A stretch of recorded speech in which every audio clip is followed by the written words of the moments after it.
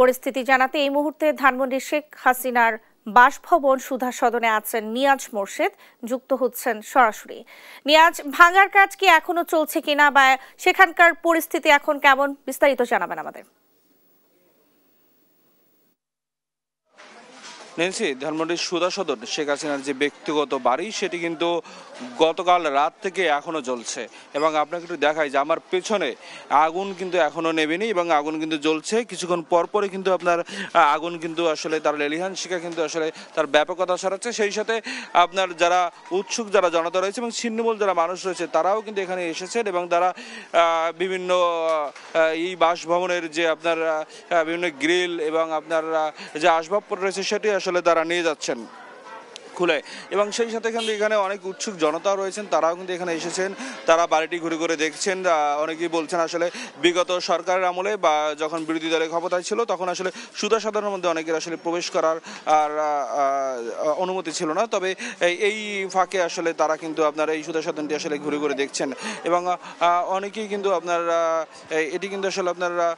অনেকেই কিন্তু আবার কেউ কেউ ছিন্নমূল মানুষ যারা রয়েছেন তারা কিন্তু আসলে লুটপাট যেটি করা দরকার সেটি কিন্তু আসলে তারা করছেন এবং বিভিন্ন ধরনের মালামাল তারা আসলে খুলে নিয়ে যাচ্ছেন। এবং আপনাকে একটু বলে রাখি, এখানকে যারা আশেপাশের যারা আসলে মানুষ রয়েছেন তারা কিন্তু এখানে আসছেন এই সুধা সদনের মধ্যে আপনার কি রয়েছে এবং তাদের আসলে আগ্রহের জায়গা থেকে, কৌতূহলের জায়গা থেকে কিন্তু তারা এখানে এসেছেন। এবং আপনাকে একটু বলে রাখি যে এর আগে কিন্তু আপনার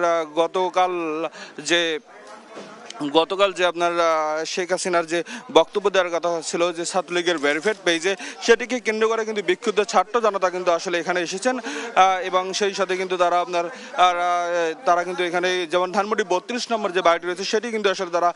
আপনার ভাঙচুর করেছেন বোল্ডোজার নিয়ে। তবে এখানে কিন্তু আপনার এখনো বোল্ডোজার নিয়ে আসা হয়নি, তবে এখানে যারা উৎসুক যারা জনতা রয়েছে সেই সাথে আপনার যারা ছিন্নমূল মানুষ রয়েছে তারা কিন্তু আসলে আপনি দেখতে পাচ্ছেন যে আসলে গ্রিল, জানালার গ্রিল এবং বিভিন্ন আসবাবপত্র তারা আসলে আপনার এগুলো নিয়ে কিন্তু আসলে তারা এখান থেকে আপনার নিয়ে যাচ্ছেন এবং সেই সাথে সাথে কিন্তু আপনার যারা উৎসুক জনতা রয়েছেন তারাও কিন্তু এখানে এসেছেন। বিভিন্ন ভবনের কিন্তু বিভিন্ন তালায় কিন্তু আসলে আগুন কিন্তু ছড়িয়ে পড়ছে ইতিমধ্যে এবং কালকে রাত থেকে আসলে আগুনটি দেওয়া হয়েছিল এবং সেই সাথে সাথে ক্ষণে ক্ষণে কিন্তু আবার কেউ কেউ আসলে আপনার এখানে যে কিছুক্ষণ আগে আপনার 3 তলাতে একটা তোষক ছিল সেই তোষকে আসলে আগুন ধরিয়ে দিয়েছে এবং সেই সাথে এখানে উৎসুক জনতাও কিন্তু এখানে রয়েছেন, তারাও আসলে ঘুরে ঘুরে দেখছেন সুধা সদনটি। এই ছিল আমার কাছে সর্বশেষ তথ্য।